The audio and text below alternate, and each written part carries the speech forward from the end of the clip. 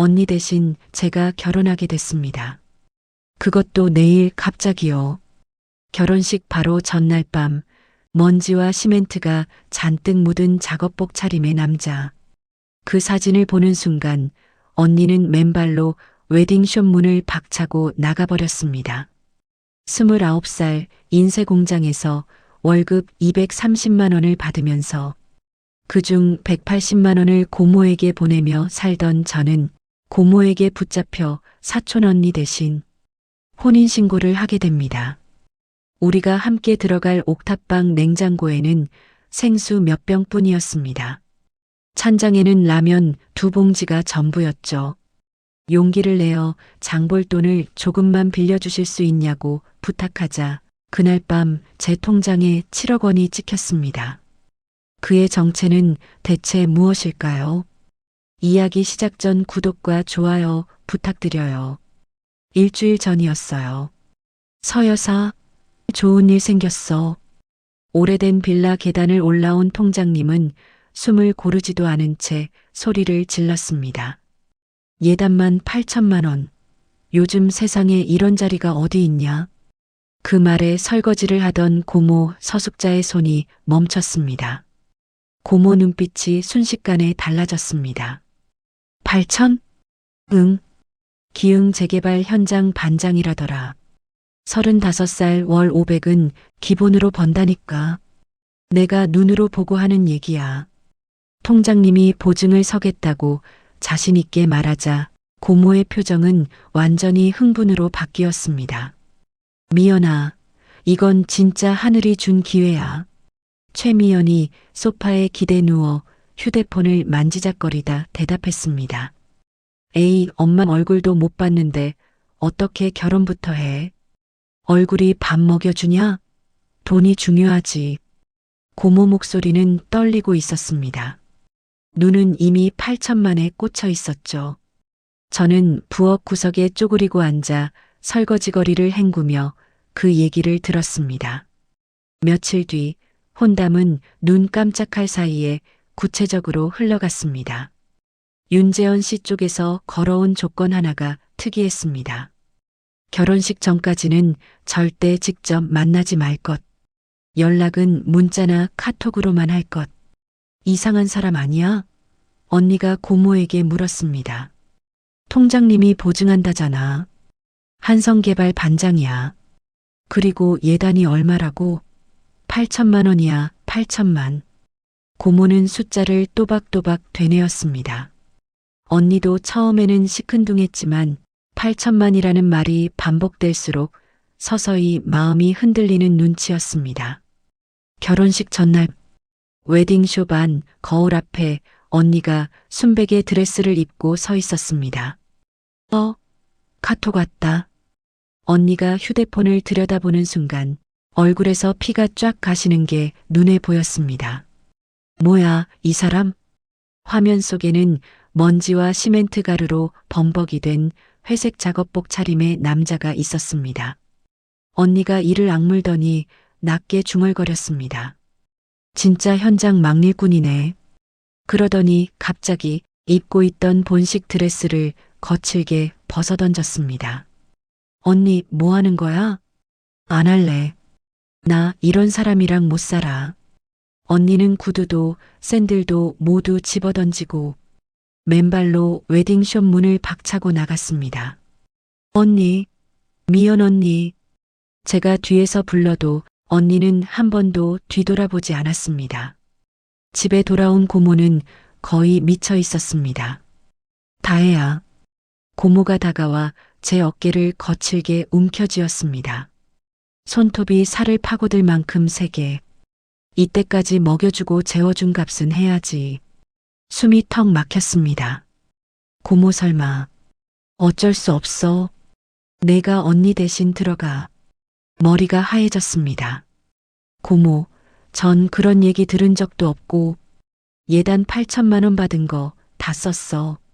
다 늙은 내가 다시 공장 나가서 돈 벌어오라는 거냐? 고모의 목소리는 점점 높아졌고 눈가에는 이미 불안과 욕심이 뒤섞인 빛이 번쩍이고 있었습니다. 아버지가 돌아가신 뒤로 이 집에서 저는 항상 이런 식이었습니다. 내 아버지 죽고 너를 내가 데려다 키우느라 얼마나 죽을 고생을 했는지 알아? 언니보다 못한 조카, 평생 빚지고 사는 존재. 그때 집 전화가 울렸습니다. 여보세요. 고모가 받았다가 제 방으로 수화기를 가지고 들어왔습니다. 사위 될 사람 전화야. 받아. 저는 떨리는 손으로 수화기를 넘겨받았습니다. 여보세요. 안녕하세요. 윤재현입니다. 생각보다 낮고 차분한 목소리였습니다. 내일 결혼식 대신 혼인신고만 먼저 하면 어떨까요? 보여주기식 예식은 나중으로 미루고 싶습니다. 옆에서 듣고 있던 고모가 입가를 실룩이며 속삭였습니다. 예식비 안 든대. 좋다, 좋지. 고모는 소리나지 않게 양손으로 엄지척 제스처까지 했습니다. 저는 숨을 깊게 들이마신 뒤 작게 대답했습니다. 네, 그러시죠. 내일 동사무소에서 뵙겠습니다. 전화를 끊자 고모는 만족스러운 얼굴로 말했습니다. 좋다. 돈도 아끼고 일도 빨리 끝내고 내일 아침 일찍 준비해. 지각하면 안 된다. 문이 쾅 닫히고 방 안은 다시 조용해졌습니다. 나는 언제까지 남의 대신으로 살아야 할까? 이제는 결혼까지도. 창밖을 보니 밤하늘에는 별 하나 보이지 않았습니다. 다음 날 아침이 밝았습니다. 다혜는 새벽 5시에 눈을 떴어요. 사실 제대로 잠을 자지 못했습니다. 옷장을 열었어요. 변변한 옷이 없었습니다. 결국 가장 깨끗해 보이는 베이지색 원피스를 꺼내 입었어요. 머리를 단정하게 묶고 다시 거울을 보았습니다. 다혜는 스스로에게 중얼거렸어요. 이 얼굴로 결혼하나 보다. 다혜가 신발을 신으려는데 고모의 방문이 살짝 열렸습니다. 문틈으로 서류 봉투 하나가 툭 던져졌어요. 알아서 해라. 문이 다시 닫혔습니다. 다혜는 바닥에 떨어진 봉투를 주워들었어요. 동사무소 앞에 도착했습니다. 민원실 앞에 다혜가 다가가자 재현이 고개를 돌렸어요. 잠시 멈칫하는 기색이 보였어요. 사진으로 봤던 여자와 전혀 다른 얼굴이었으니까요. 재현이 먼저 입을 열었습니다.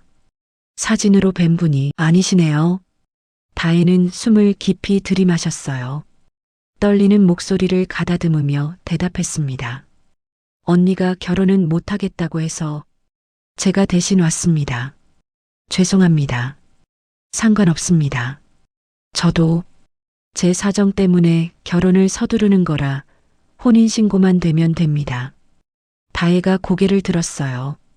재현의 표정은 무덤덤했습니다. 다혜는 그제야 조금 숨을 쉴 수 있었어요.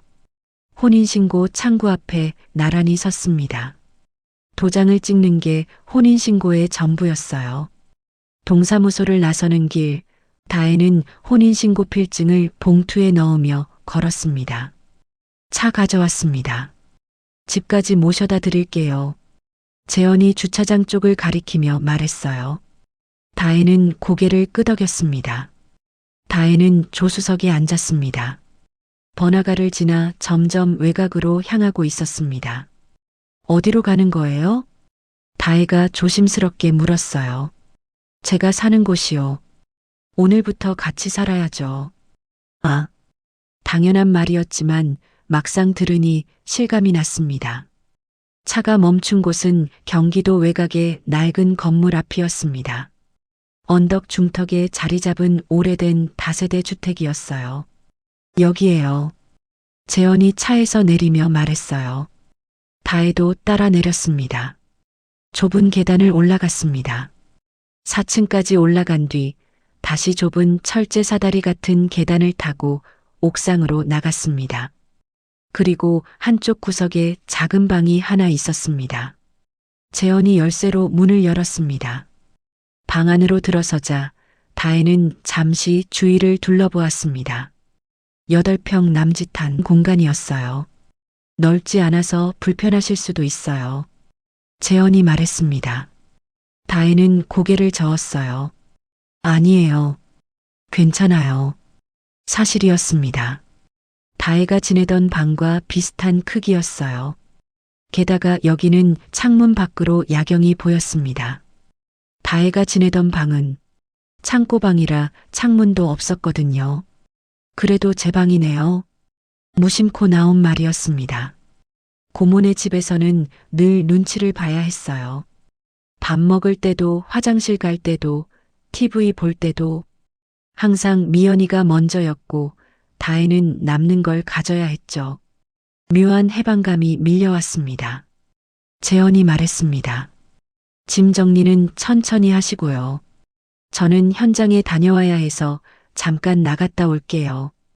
필요한 거 있으면 연락 주세요. 그는 메모지에 휴대폰 번호를 적어 테이블 위에 놓았어요. 이상한 기분이었습니다. 기쁘다고 해야 할지 슬프다고 해야 할지. 저녁이 되자 배가 고파졌습니다. 다혜는 냉장고를 열어보았어요. 안에는 김치 반 통, 생수 몇 병, 계란 대여섯 개가 전부였습니다. 장을 봐야 하는데 지갑을 열어보았습니다. 13,000원이 전부였어요. 이번 달 월급은 일주일 뒤에나 들어올 테고 그나마도 대부분 고모에게 보내야 했습니다. 다혜는 한숨을 쉬며 싱크대 앞에 섰어요. 프라이팬을 찾아 선반을 뒤졌죠. 그때 문 여는 소리가 났습니다. 재현이 돌아온 거였어요. 재현이 비닐봉지를 테이블 위에 내려놓았어요. 이거 같이 드시죠. 간단하게 사왔어요. 봉지 안에는 김밥 2줄, 떡볶이 1팩, 어묵탕 1팩, 음료수 2캔이 들어 있었습니다. 감사합니다. 두 사람은 접이식 테이블에 마주 앉아 저녁을 먹었습니다. 식사를 마치고 다혜가 설거지를 하려고 일어섰어요. 그런데 재현이 먼저 그릇을 집어들었습니다. 제가 할게요. 아니에요, 제가 할게요. 밥도 사주셨는데. 같이 하죠. 설거지를 마치고 다혜가 조심스럽게 입을 열었습니다. 재현 씨, 사실 드릴 말씀이 있어요. 네. 장볼 돈이 없어서요. 얼굴이 화끈거렸습니다. 결혼 첫날부터 돈 이야기를 하다니요. 하지만 계속 얹혀 살 수는 없었어요. 제 통장에 지금 돈이 거의 없거든요. 사실 지금까지 월급 대부분을 고모한테 보내고 있었어서 저축한 게 별로 없어요. 창피했어요. 29살이나 먹고 돈이 없다니. 재현은 잠시 다혜를 바라보았습니다. 월급 대부분을요? 네. 230만 원 중에 180만 원을요. 매달. 재현의 눈썹이 살짝 올라갔어요. 하지만 금방 원래대로 돌아왔습니다. 그는 지갑에서 검은 카드 한 장을 꺼내 테이블 위에 내려놓았어요. 생활비로 쓰세요. 카드값은 제가 알아서 낼게요. 아, 그건 좀 편하게 쓰세요. 필요한 거 사시고요. 다혜는 그 카드를 바라보았습니다. 검은색 체크카드 같았어요. 평범해 보였지만 왠지 손이 가지 않았습니다. 재현이 덧붙였어요. 그리고 고모께 드리는 돈은 천천히 생각해 보셔도 될 것 같아요. 다혜는 그 말에 멈칫했습니다. 고모가 저를 키워주신 분이거든요. 부모님이 돌아가시고 나서요. 그래서 은혜를 갚아야 한다고 생각했는데 키워준 건 어른의 의무예요. 재현이 조용히 말했어요. 갚아야 할 빚이 아니에요. 다혜는 그 말을 곱씹었습니다. 키워준 건 의무, 빚이 아니다. 한 번도 그렇게 생각해 본 적 없었어요. 고모는 늘 키워준 은혜를 알아야지라고 말했고 다혜는 그게 당연한 줄 알았습니다. 월급날이 다가왔습니다. 매달 25일 230만 원이 통장에 찍히는 날이었어요. 재현의 말이 머릿속에 맴돌았어요. 키워준 건 어른의 의무예요. 갚아야 할 빚이 아니에요. 한참을 고민했습니다. 이불 속에 누워 천장을 바라보며 수십 번 생각을 되풀이했어요. 한 번쯤은 나를 위해 써보면 안 될까? 결국 다혜는 휴대폰을 들었습니다. 은행 앱을 열어 서숙자 계좌로 180만 원. 그 설정을 해제했습니다. 손이 떨렸어요. 고모에게 돈을 안 보내는 건 처음이었거든요. 한 번도 빠진 적이 없었는데 다혜는 휴대폰을 내려놓고 눈을 감았습니다. 다음 날 저녁 다혜의 휴대폰이 울렸습니다. 화면을 보니 고모였어요. 왜 돈이 안 들어와? 당장 전화해. 키워준 은혜도 모르냐? 오늘까지 안 보내면 직접 찾아간다.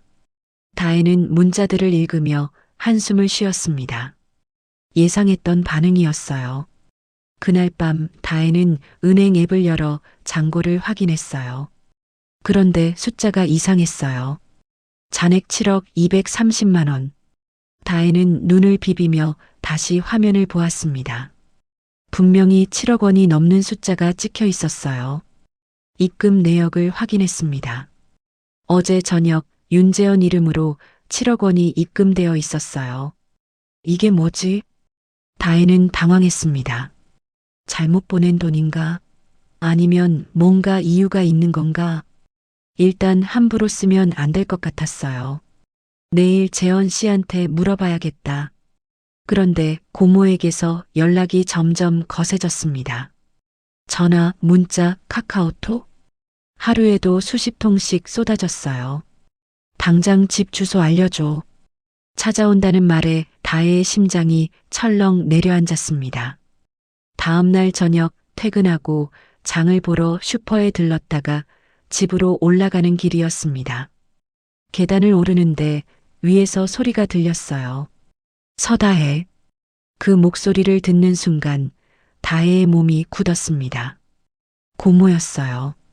천천히 고개를 들었습니다. 4층 계단참에 서숙자와 최미연이 서 있었어요. 둘 다 화가 잔뜩 난 얼굴이었습니다. 심장이 미친 듯이 뛰었어요. 고모. 왜 여기까지? 왜 돈이 안 들어와? 응? 이번 달 왜 한 푼도 안 보냈어? 서숙자가 다혜의 팔을 잡았습니다. 소나기에 힘이 들어가 아팠어요. 요즘 좀 사정이. 사정? 무슨 사정? 네가 돈을 고모한테 안 보내? 서숙자는 다혜의 팔을 잡은 채 계단을 올라갔습니다. 다혜는 떨리는 손으로 열쇠를 꺼내 문을 열었습니다. 문이 열리자마자 서숙자와 미연이 밀고 들어왔어요. 이게 뭐야? 이런 데서 살아? 미연이 방 안을 둘러보며 코웃음 쳤어요. 서숙자는 다혜의 가방을 뒤지기 시작했습니다. 휴대폰 내놔. 통장도. 고모, 그건 내놓으라고. 서숙자가 다혜의 머리채를 잡았습니다. 순간적인 통증에 비명이 터져 나왔어요. 돈 숨기고 있지? 얼마야? 얼마나 모았어? 미연이 다혜의 가방에서 휴대폰을 꺼냈습니다. 능숙하게 화면을 열더니 은행 앱을 찾아 들어갔어요. 비밀번호 뭐야? 몰라. 어지문이네. 손가락 가져와. 미연이 다혜의 손을 잡아 휴대폰에 갖다 댔습니다. 저항했지만 서숙자가 머리채를 더 세게 잡아당겼어요. 미연이 은행 앱에 들어가 잔고를 확인하는 순간 눈이 휘둥그레졌어요. 77억? 두 사람의 입이 딱 벌어졌어요. 야, 이게 뭐야? 7억이 왜 네 통장에 있어? 그건 이거 다 우리 돈이야. 서숙자가 다혜의 머리채를 더 세게 잡아당겼습니다. 당장 이체해. 이 돈 다 내놔. 이 돈은 제 돈이 아니에요. 제가 쓰면 안 되는 돈이에요. 닥쳐. 서숙자가 다혜의 뺨을 때렸습니다. 뜨거운 통증이 퍼졌어요. 미연이 휴대폰을 들고 이체 화면을 열었습니다. 그때 문이 벌컥 열리는 소리가 났습니다. 윤재현이었어요. 뭐 하시는 거죠? 재현의 목소리는 낮고 차가웠습니다. 재현이 방 안으로 들어왔습니다. 서숙자와 미연 사이를 지나 다혜 앞에 섰어요. 그리고 다혜를 자기 뒤로 숨기듯 가렸습니다. 손님을 초대한 것 같지는 않은데요. 손님? 나는 고모야. 저의 고모라고. 그래서 조카를 때려도 되나요? 재현의 눈이 서숙자를 똑바로 쳐다보았습니다. 서숙자가 움찔했어요. 때리다니 뭘 때려. 그냥 좀 혼내는 거지. 머리채 잡고 뺨 때리고. 그게 혼내는 건가요? 재현이 벽 한쪽을 가리켰습니다. 작은 카메라가 설치되어 있었어요. 렌즈 옆에 빨간 불이 깜빡이고 있었습니다. 여기 있는 건 다 녹화됐습니다. 폭행, 강제 금품 갈취 시도, 형사처벌 감이에요. 서숙자의 얼굴이 새파랗게 변했습니다. 미연은 손에 든 휴대폰을 떨어뜨릴 뻔했어요. 뭐야? 녹화? 네. 경찰에 신고할까요? 재현이 주머니에서 자기 휴대폰을 꺼내 들었습니다. 서숙자가 손사래를 쳤어요. 잠깐. 그건 좀. 그때 철문 밖에서 발소리가 들렸습니다. 여러 명이 계단을 올라오는 소리였어요. 전무님, 문이 활짝 열리며 정장 차림의 남자가 들어왔습니다. 전무님, 서울 본사에서 긴급 호출이 있습니다. 정장 남자가 허리를 숙이며 말했어요. 저 사람이 재현을 전무님이라고 불렀어요. 전무님? 서숙자가 더듬거리며 말했습니다. 재현이 정장 남자에게 말했어요. 도규 씨, 잠시만요. 먼저 처리할 일이 있어서. 네, 알겠습니다. 재현이 서숙자를 향해 돌아섰습니다. 제가 누군지 궁금하신 것 같네요. 윤재현입니다. 한성개발 기획총괄 전무예요. 서숙자의 입이 딱 벌어졌습니다. 한성개발 전무? 네. 회장의 외아들이기도 하고요. 방 안의 공기가 얼어붙었습니다. 서숙자의 얼굴이 창백해졌어요. 미연은 뒤로 한 발 물러섰습니다. 그러니까 고모님께서 조카를 폭행하고 돈을 빼앗으려 한 장면이 재벌가 며느리 폭행으로 기록되는 거죠. 서숙자의 다리가 휘청거렸어요. 다음에 이런 일이 또 있으면 그때는 법적으로 처리하겠습니다. 재현의 목소리는 차가웠지만 소리를 지르지는 않았어요. 오히려 그 담담함이 더 무섭게 느껴졌습니다. 두 사람이 황급히 문을 나섰습니다. 철제 계단을 내려가는 발소리가 점점 멀어졌어요. 문이 닫히고 방 안에는 재현과 다혜, 남자들만 남았습니다. 다혜는 아직도 멍한 상태로 서 있었어요. 다혜 씨, 괜찮아요? 재현이 돌아서서 다혜를 바라보았습니다. 다혜는 대답하지 못했습니다. 머릿속이 혼란스러웠어요. 저 전무님이라고요? 회장 아들이라고요? 나중에 설명해 드릴게요. 일단 앉으세요. 재현이 다혜를 조심스럽게 의자에 앉혔습니다. 도규 씨, 2시간 뒤로 미뤄주세요. 다혜는 떨리는 목소리로 물었어요. 왜 말 안 하셨어요? 전무라고. 회장 아들이라고. 재현은 잠시 창밖을 바라보다가 천천히 입을 열었습니다. 사정이 있습니다. 일부러 숨기신 거예요? 현장 반장으로만 알고 결혼하는 사람이면 상대가 보낸 사람이 아니겠다 싶어서요. 다혜는 그 말의 의미를 곰곰이 생각했습니다.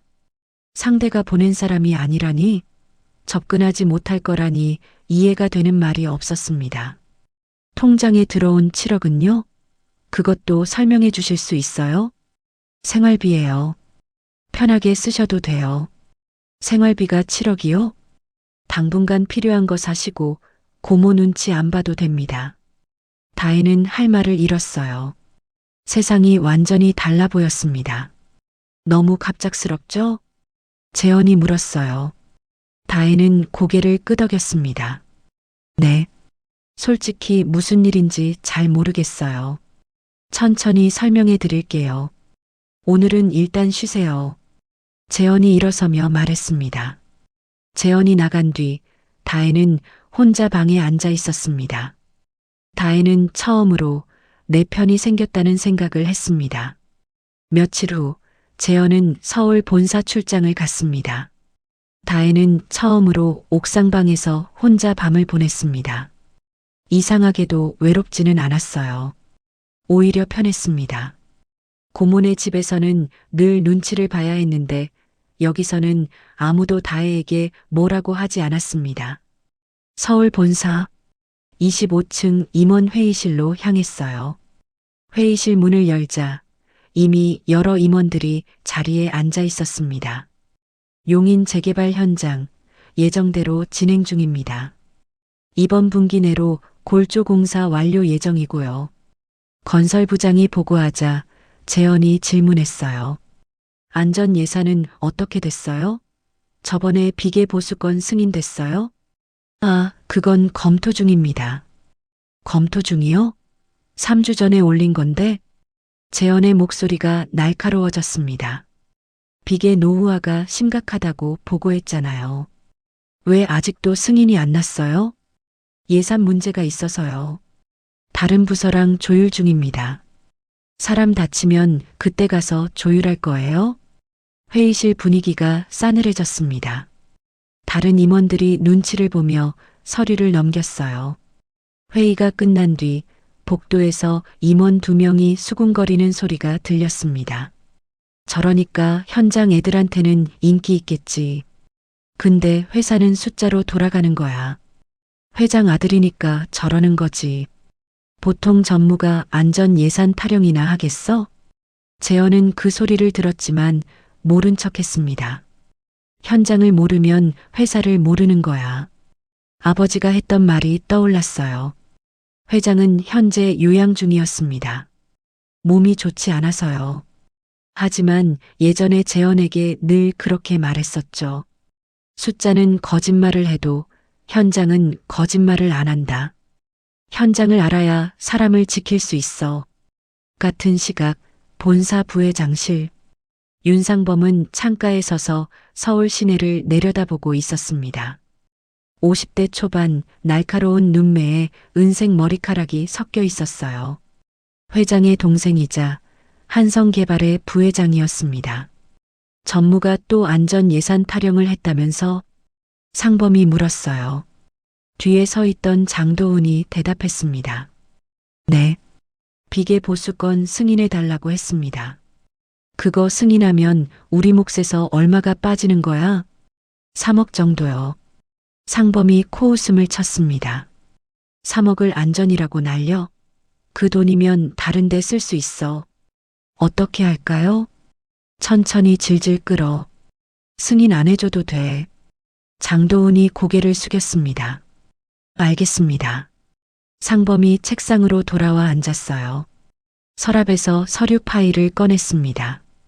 표지에는 특별 계정이라고 적혀 있었어요. 이번 달 얼마 빠졌어? 안전관리비에서 2억, 공사비에서 4억. 페이퍼 컴퍼니 통해서 해외 계좌로 넘겼습니다. 세무 쪽은 분식회계로 커버했습니다. 감사팀에서 뭐라고 하면 자료 조작하면 돼요. 상범이 만족스럽게 고개를 끄덕였습니다. 좋아. 그런데 문제는 재현이야. 그놈이 너무 자주 현장에 가.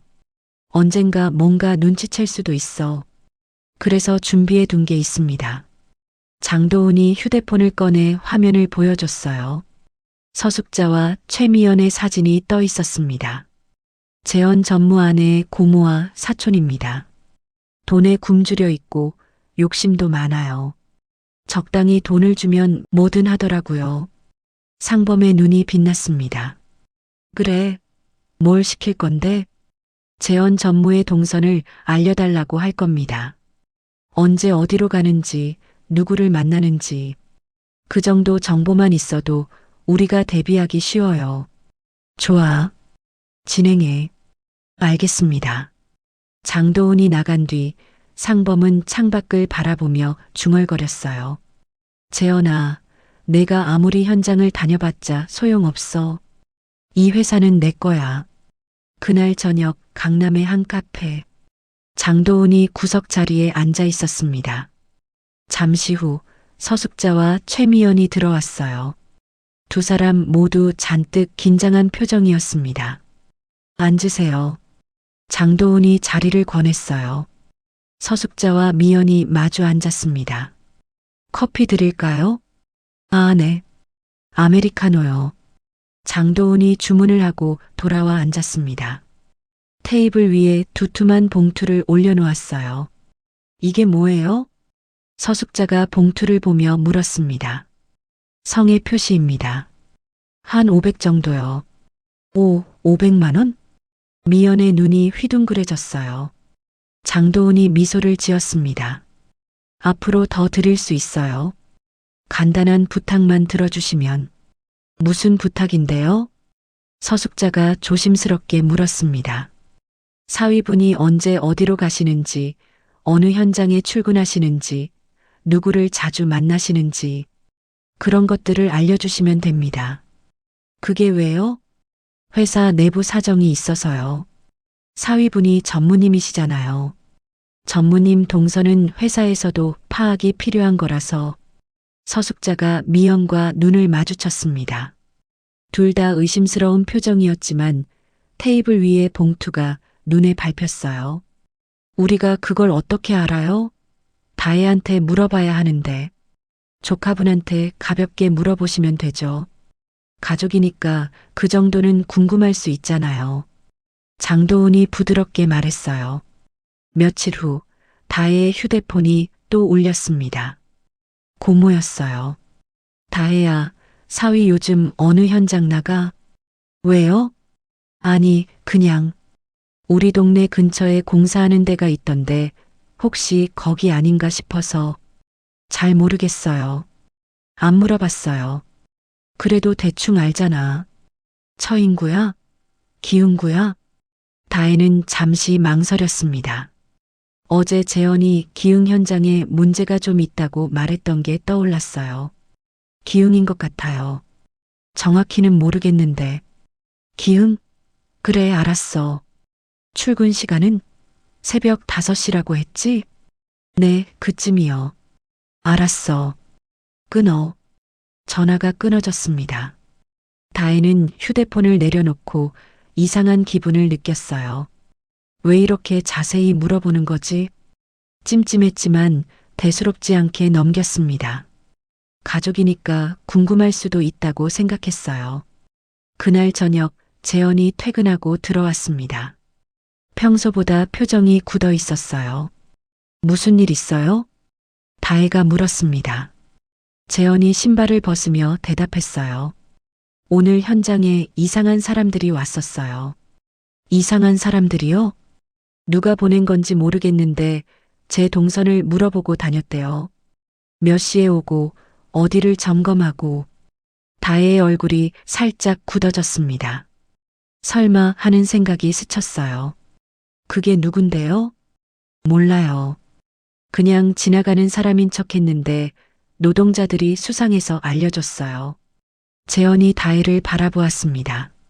다혜 씨, 혹시 누구한테 제 이야기 한 적 있어요? 다혜는 심장이 덜컥 내려앉았습니다. 그게 고모님한테요? 재현의 눈빛이 날카로워졌어요. 다혜는 고개를 숙였습니다. 전화 왔을 때 몇 마디 했어요. 어느 현장 가시냐고 해서 기흥인 것 같다고. 재현이 한숨을 내쉬었습니다. 길고 무거운 한숨이었어요. 다혜 씨, 네. 앞으로 제 동선은 누구에게도 말하지 마세요. 고모님한테도요. 다음 날 다혜는 또다시 고모에게서 전화를 받았습니다. 다혜야, 사위가 오늘은 어디 갔어? 몰라요, 고모. 모르긴. 아침에 물어봤잖아. 안 물어봤어요. 앞으로 안 물어볼 거예요. 전화기 너머로 잠시 침묵이 흘렀습니다. 야, 갑자기 왜 그래? 가족한테 그 정도도 안 알려줘? 고모, 왜 자꾸 재현 씨 일정을 물어보세요? 다혜가 직접적으로 물었어요. 서숙자가 버럭 소리를 질렀습니다. 아니, 가족이 궁금해서 물어보는 게 뭐가 어때서. 키워준 은혜도 모르면서 어디서 대들어. 대드는 게 아니에요. 그냥 닥쳐. 너 그러다가 나중에 후회한다. 알았어? 전화가 끊어졌습니다. 다혜는 휴대폰을 내려놓고 긴 한숨을 내쉬었어요. 뭔가 이상해. 고모의 반응이 너무 과했습니다. 단순히 궁금해서 물어보는 거라면 저렇게까지 화를 낼 이유가 없었어요. 다혜는 창밖을 바라보았습니다. 오후 햇살이 내리쬐고 있었어요. 며칠 후 퇴근길이었습니다. 역시 사위가 전무라더니 대우가 다르네. 고모 목소리였어요. 다혜는 본능적으로 뒤로 물러나 골목 모퉁이에 숨었습니다. 이 정도면 되겠죠? 다음 달에도 부탁드립니다. 낯선 남자 목소리가 들렸어요. 다혜는 조심스럽게 고개를 내밀어 봤습니다. 골목 안쪽에 서숙자와 미연이 서 있었어요. 그리고 그 앞에 정장 차림의 남자가 있었습니다. 남자가 두툼한 봉투를 건네고 있었어요. 다혜의 머릿속에서 뭔가가 연결됐습니다. 고모가 재원 씨 동선을 물어본 건 저 사람한테 팔려고? 손이 떨렸습니다. 앞으로도 잘 부탁드립니다. 남자가 고개를 숙이고 돌아섰습니다. 서숙자와 미연도 반대쪽 골목으로 사라졌어요. 내가 실수로 말한 것들이 다 저 사람들한테 넘어갔겠구나. 기흥 현장. 새벽 5시 출근. 재원이 어디를 점검하는지. 다혜가 무심코 말한 것들이 고모를 통해 누군가에게 전달되고 있었습니다. 재원 씨한테 말해야 해. 하지만 뭐라고 말해야 할까요? 고모가 돈 받고 정보를 팔고 있다고? 증거는 그냥 본 것뿐인데? 다혜는 무거운 발걸음으로 집으로 향했습니다. 며칠 후 서울 삼성병원 VIP 병동. 다혜는 재원의 뒤를 따라 병실 앞에 섰어요. 긴장하지 마세요. 아버지 성격이 무섭지 않아요. 다혜는 고개를 끄덕였습니다. 병실 문이 열렸어요. 안으로 들어서자 침대에 누워있는 노인이 보였습니다. 재원을 보자 희미한 미소를 지었습니다. 왔구나. 목소리가 약했지만 따뜻함이 느껴졌어요. 네, 아버지. 다혜 씨 데려왔어요. 재원이 다혜를 앞으로 안내했습니다. 다혜는 어색하게 인사했어요. 안녕하세요. 서다혜입니다. 회장이 다혜를 바라보았습니다. 눈빛이 부드러웠어요. 그래, 다혜라고 했지. 얼굴이 참 선하구나. 감사합니다. 앉아라. 서 있으면 힘들잖아. 다혜가 침대 옆 의자에 앉았어요. 재원도 옆에 앉았습니다. 재원이가 네 얘기 많이 했다. 착하고 성실하고 따뜻한 사람이라고. 과찬이세요. 과찬이 아니야. 재원이가 사람 잘 못 봐서 그렇지. 한번 마음 준 사람한테는 끝까지 가는 아이야. 회장이 기침을 했어요. 재원이 물을 건넸습니다. 아버지, 무리하지 마세요. 괜찮다. 오랜만에 젊은 사람들 보니까 기분이 좋아. 회장이 다혜를 다시 바라보았어요. 다혜야, 재원이 좀 부탁한다. 이 아이가 고집이 세서 걱정이야. 현장에 너무 집착하고 자기 몸은 안 챙기고. 네, 알겠습니다. 제가 잘 챙길게요. 그래, 고맙다. 회장이 미소를 지었습니다. 그리고 회장이 잠시 숨을 고르더니 진지한 표정으로 말했어요. 이번 이사회에서 너를 후계자로 공식 지명할 거다. 재원의 눈이 커졌습니다.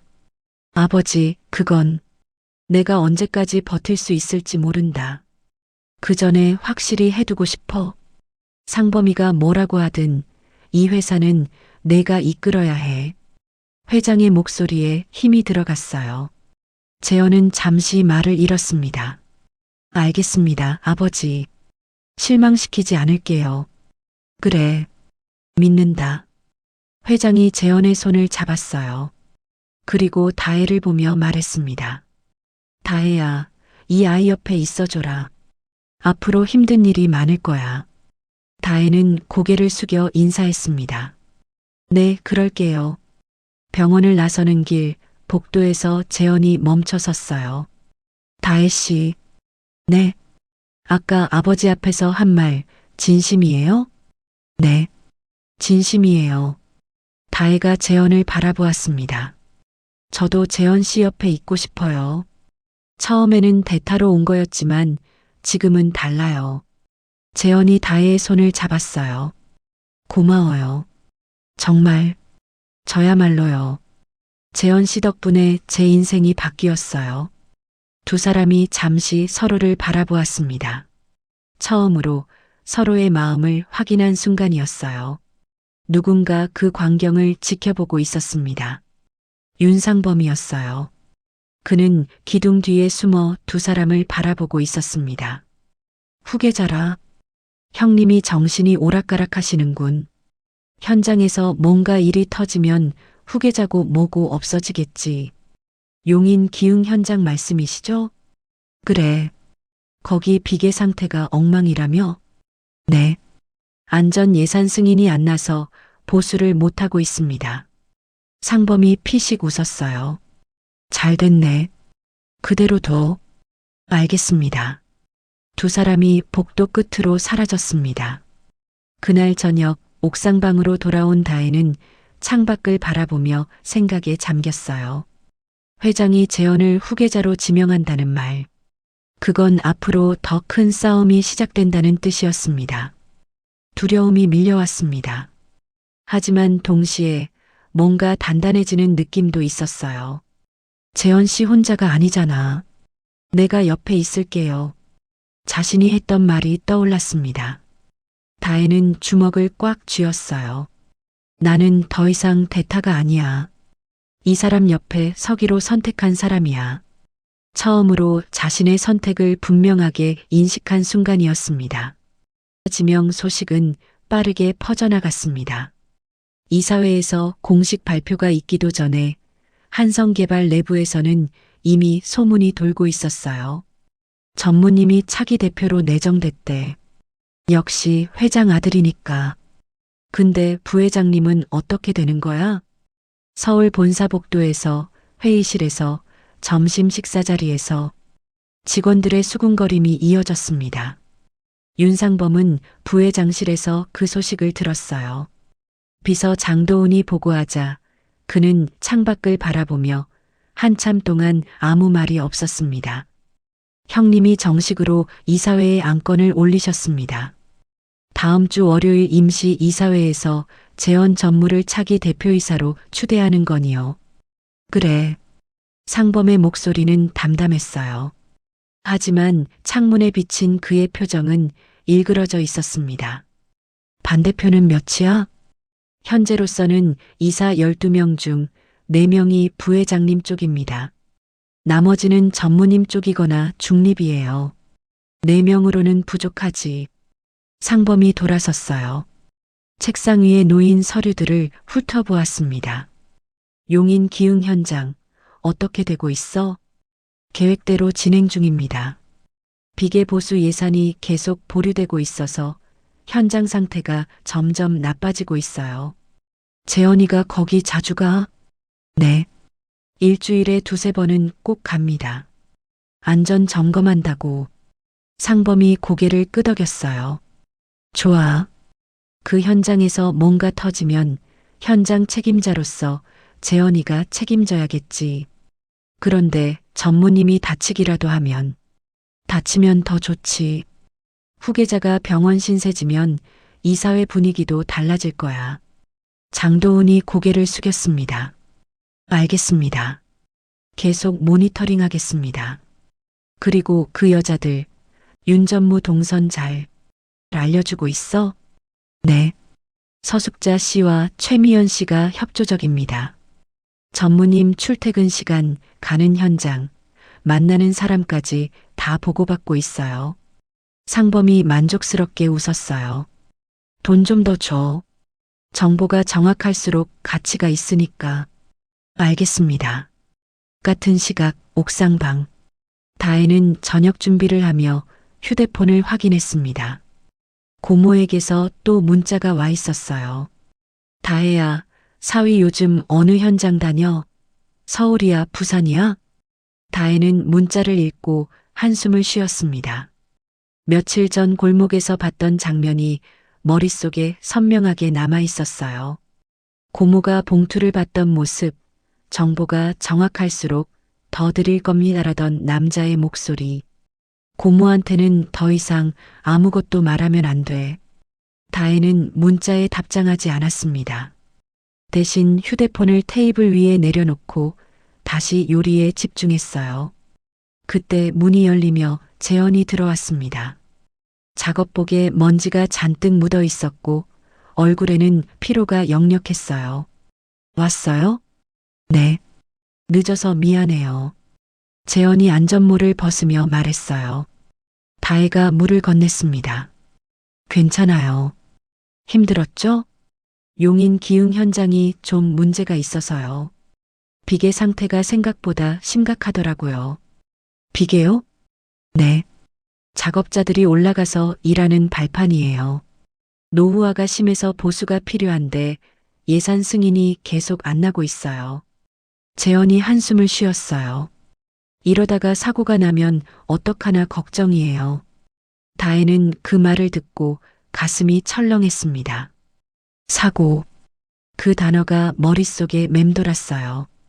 예산 승인은 누가 해요? 원래는 본사에서 하는 건데 부회장 쪽에서 계속 미루고 있어요. 다른 부서랑 조율 중이라면서 일부러 그러는 거 아니에요?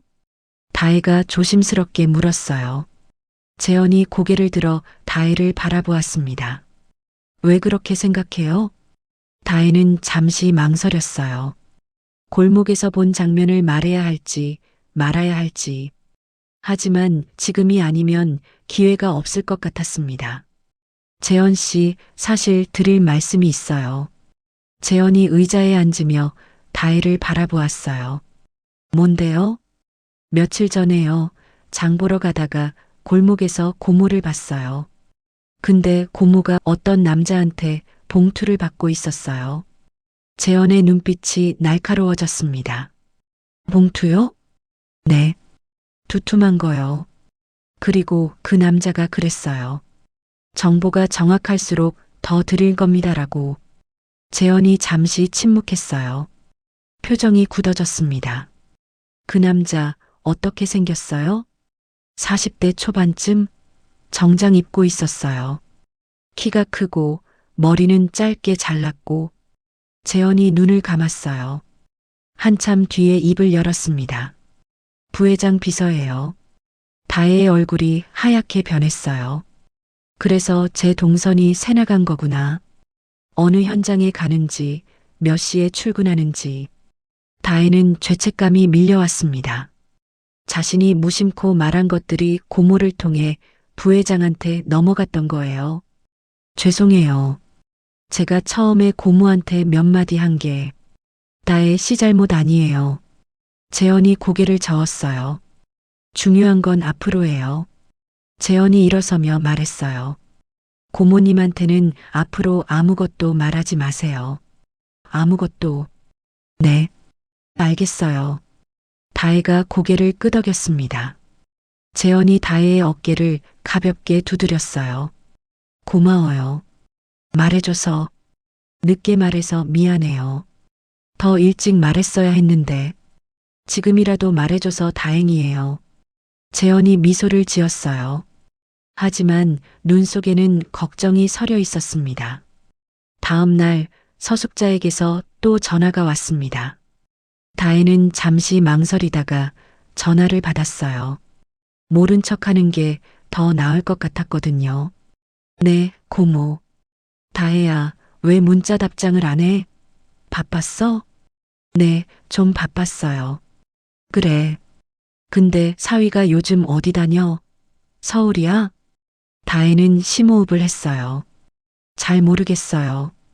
요즘 바빠서 얘기를 많이 못해요. 즉, 쓸모없기는. 그래도 좀 알아봐. 뭐 하나는 알아야 할 거 아니야. 왜요? 왜 자꾸 물어보세요? 다혜가 직접적으로 물었어요. 전화기 너머로 잠시 침묵이 흘렀습니다. 야, 가족이 궁금해서 물어보는 것도 죄냐? 왜 이렇게 까칠해졌어? 까칠한 게 아니라 그냥 궁금해서요. 그냥 걱정되니까 그렇지. 사위가 위험한 데서 일하면 안 되잖아. 서숙자의 목소리가 높아졌어요. 고모한테 대드냐? 키워준 은혜도 모르고. 다혜는 참았어요. 화를 내면 의심받을 수 있으니까요. 대드는 게 아니에요. 그냥 요즘 재원 씨가 바빠서 저도 잘 몰라요. 알게 되면 말씀드릴게요. 알았어. 꼭 알아봐. 전화가 끊어졌습니다. 다혜는 휴대폰을 내려놓고 긴 한숨을 내쉬었어요. 고모가 이렇게까지 할 줄은 몰랐어. 눈치를 주고 가끔 손찌검도 했지만 그래도 가족이라고 생각했습니다. 하지만 이건 달랐어요. 돈을 받고 조카의 남편 정보를 파는 건 단순한 갈취와는 차원이 다른 문제였습니다. 더 이상은 안 돼. 며칠 후 다혜는 퇴근길에 또다시 고모를 마주쳤습니다. 이번에는 우연이 아니었어요. 고모가 인쇄 공장 앞에서 기다리고 있었거든요. 다혜야. 공장 문을 나서는 다혜를 보고 서숙자가 다가왔어요. 미연도 함께 있었습니다. 고모, 여기 왜 오셨어요? 전화에도 안 받고 문자에도 답장 없고 직접 와야겠더라고. 서숙자의 표정은 화가 나 있었어요. 하지만 동시에 뭔가 다급한 기색도 있었습니다. 요즘 왜 그래? 고모 피하냐? 피한 게 아니라 진짜 바빴어요. 바쁘긴. 내가 뭐가 바빠? 세 사람이 근처 카페로 들어갔습니다.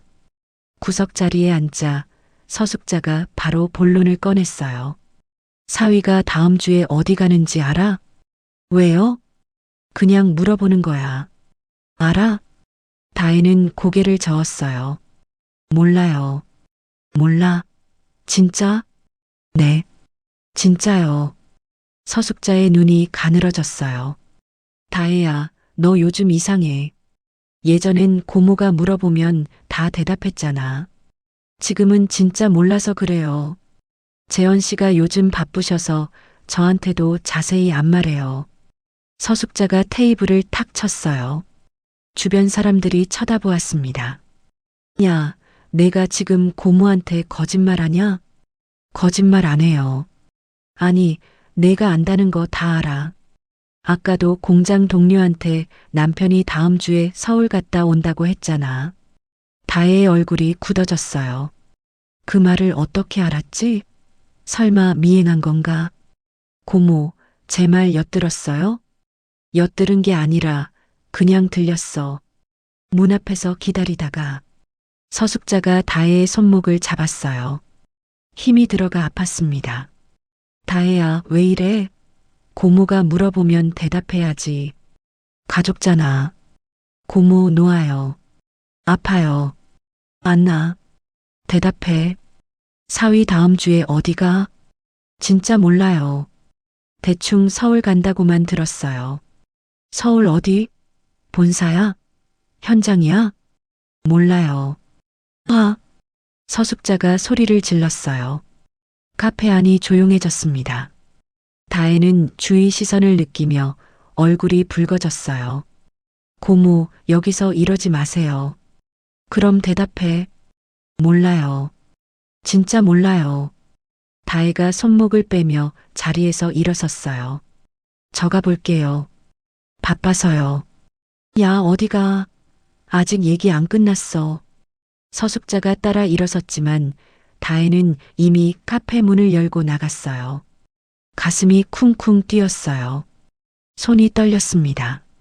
그 무렵 부회장실 장도훈이 윤상범에게 보고하고 있었어요. 서숙자 씨한테서 연락이 왔는데 며느리가 입을 다물었답니다. 아무것도 안 알려준대요. 입을 다물었다고? 상범이 눈살을 찌푸렸어요. 그 여자가 갑자기 왜? 모르겠습니다. 다혜 씨가 뭔가 눈치챈 것 같아요. 상범이 창밖을 바라보며 생각에 잠겼어요. 상관없어. 이미 충분히 알아냈으니까. 어떻게 하시겠습니까? 계획대로 해. 용인 기흥 현장. 재현이가 점검하러 가는 날 맞춰서 장도훈이 고개를 숙였습니다. 알겠습니다. 상범이 의자에 기대 앉으며 말했어요. 비계 점검 기록 조작해. 서류상으로는 멀쩡하게 보이게. 그리고 현장 관리소장한테 연락해서 그날 아침에 재현이가 올라가는 구역은 손대지 말라고 해. 그러면 사고가 나야지. 안 그러면 재현이 꺾을 방법이 없어. 장도훈이 잠시 망설였어요. 하지만 곧 고개를 숙였습니다. 알겠습니다. 수요일 새벽, 재현이 옥상방에서 출근 준비를 하고 있었어요. 평소처럼 작업복을 입고 안전화 끈을 묶었습니다. 다혜는 일찍 일어나 도시락을 싸고 있었어요. 김치찌개와 계란말이, 멸치볶음. 정성껏 담았습니다. 오늘 용인 가시는 거죠? 네. 비계 점검하고 올게요. 재현이 도시락을 받으며 말했어요. 다혜가 그의 넥타이를 매만져 주었습니다. 오늘은 현장 가기 전에 본사에 잠깐 들른다고 했거든요. 이상하게 오늘은 불안해요. 다혜가 중얼거렸어요. 재현이 다혜를 바라보았습니다. 왜요? 그냥요. 다혜의 눈에 걱정이 가득했어요. 재현이 미소를 지으며 다혜의 손을 잡았습니다. 곧 돌아올게요. 약속해요. 네. 꼭이요. 재현이 문을 열고 나갔어요. 다혜는 창가에 서서 그가 골목길을 따라 사라지는 걸 지켜보았습니다. 아무 일도 없어야 할 텐데 불안한 마음이 가시지 않았어요. 오전 10시 용인 기흥 현장. 재현은 안전모를 쓰고 현장으로 들어갔습니다. 공사 중인 건물 주변에 노동자들이 분주하게 움직이고 있었어요. 크레인이 자재를 올리는 소리, 용접 불꽃이 튀는 소리가 섞여 있었습니다. 반장님, 현장 소장이 달려왔어요. 어서 오세요. 오늘 비계 점검하신다고요? 네. 시구역부터 볼게요. 시구역이요? 거기는 소장이 잠시 말을 멈췄어요. 표정이 어두워졌습니다. 왜요? 문제 있어요? 아니에요. 그냥 거기 좀 높아서요. 조심하셔야 해요. 재현이 고개를 끄덕였어요. 알겠어요. 안전장비 챙겼으니까 괜찮아요. 재현이 시구역을 향해 걸어갔습니다. 시구역은 건물 외벽에 설치된 비계가 있는 곳이었어요. 높이는 약 20m. 철제 파이프와 발판으로 이루어진 구조물이 건물을 감싸고 있었습니다. 재현은 사다리를 타고 비계 위로 올라갔어요. 안전벨트를 확인하고 손전등을 켜서 파이프 연결 부위를 점검했습니다. 녹이 많이 슬었네. 볼트가 헐거워진 곳도 있었어요. 발판 아래로 내려다보니 땅이 까마득했습니다. 이런 상태로 작업하면 위험해. 당장 보수해야 하는데. 재현이 메모장에 기록을 하며 한 칸씩 이동했어요. 그때였습니다. 끽. 발밑에서 금속이 삐걱거리는 소리가 났어요. 재현이 발을 멈추고 아래를 내려다보았습니다. 퍽! 볼트 하나가 빠지는 소리가 났어요. 쿠르릉. 발판이 흔들리기 시작했습니다. 위험해요. 아래에서 누군가 소리쳤어요. 재현이 급히 안전벨트를 잡으려고 손을 뻗었습니다. 하지만 그 순간 발판이 무너졌어요. 철제 파이프가 꺾이고 목재 발판이 쏟아졌습니다. 재현의 몸이 공중으로 떠올랐어요. 반장님, 아래에서 비명소리가 들렸습니다. 재현은 떨어지면서 옆에 파이프를 잡으려 했지만 손이 미끄러졌어요. 안전벨트가 한번 몸을 잡아줬지만 충격으로 연결고리가 끊어졌습니다. 그대로 아래로 추락했어요. 쿵! 둔탁한 소리와 함께 재현의 몸이 땅에 부딪혔습니다. 주변이 순식간에 아수라장이 됐어요. 노동자들이 달려오고 누군가 119에 전화를 걸었습니다. 반장님, 반장님, 재현은 움직이지 않았어요. 얼굴이 창백했고 입가에 피가 흘러내렸습니다. 사이렌 소리가 멀리서 들려오기 시작했어요. 여보세요? 서다혜 씨 맞으시죠? 박도규입니다. 다혜의 심장이 철렁 내려앉았어요. 도규의 목소리가 급박했습니다. 지금 삼성서울병원 응급실로 오셔야 합니다. 무슨 일이에요? 전무님이 현장에서 사고가 나셨어요. 비계가 무너져서 추락하셨습니다. 다혜의 손에서 휴대폰이 떨어질 뻔했어요. 추락이요? 지금 어떠세요? 괜찮으세요? 지금 응급수술 중이세요. 상태가 좋지 않습니다. 빨리 오세요. 전화가 끊어졌어요. 다혜는 몇 초 동안 멍하니 서 있었습니다. 그리고 정신을 차리고 가방을 집어들었어요. 손이 떨렸습니다. 다리에 힘이 없었어요. 하지만 움직여야 했습니다. 다혜는 옥상방 문을 박차고 나갔습니다. 계단을 뛰어내려가고 택시를 잡아탔어요. 삼성서울병원이요. 택시가 출발했습니다. 택시 안에서 다혜는 휴대폰을 꼭 쥔 채 창밖을 바라보았습니다. 추락? 응급수술. 상태가 좋지 않다. 도규의 말이 머릿속에서 맴돌았어요. 손이 계속 떨렸습니다. 오늘 아침에 넥타이 매만져줬는데, 도시락 싸줬는데, 곧 돌아올게요. 약속해요. 그렇게 말했는데, 눈물이 흘러내렸습니다. 다혜는 소리 없이 울었어요. 50분 뒤 삼성서울병원에 도착했어요. 병원 응급실 앞. 다혜가 도착했을 때 복도에는 이미 사람들이 모여 있었습니다. 다혜 씨, 박도규가 달려왔어요. 얼굴이 창백했습니다. 전무님은요? 어떻게 됐어요? 지금 수술 중이세요. 간이 심하게 파열됐대요. 출혈이 많아서. 도규의 목소리가 떨렸어요. 의사 선생님이 보호자 찾는다고 했어요. 다혜 씨가 법적 배우자시니까. 다혜는 고개를 끄덕이고 수술실 앞으로 걸어갔어요. 다리가 후들거렸습니다. 벽에 손을 짚어야 겨우 걸을 수 있었어요. 수술실 앞 빨간 불이 켜져 있었습니다. 수술 중이라는 글자가 눈에 들어왔어요. 다혜는 그 앞 의자에 주저앉았습니다. 재현 씨, 제발. 얼마나 시간이 지났을까요? 1시간, 2시간. 다혜는 시간 감각을 잃었어요. 그냥 그 자리에 앉아서 빨간 불만 바라보았습니다.